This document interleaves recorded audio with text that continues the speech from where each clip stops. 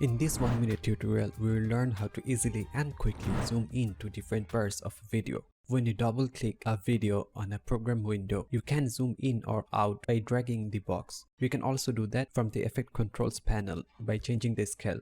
But by default, it always changes it from the center. In this case, we want to zoom it to her face.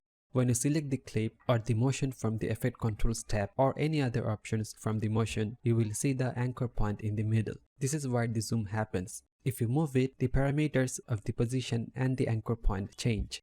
Okay, now we just need to place the anchor point in her face. Now we can easily zoom in at her face.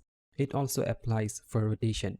This is very helpful for making tutorials where I frequently zoom in to a certain point. This is a small trick but can save you a lot of time.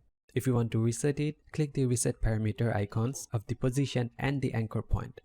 Let's quickly make a zoom in animation. First, place the anchor point in her face. Click the stopwatch icon beside a scale. Move forward 3 frames and increase the scale. You can also ease in or ease out to make it smoother. And there you have it.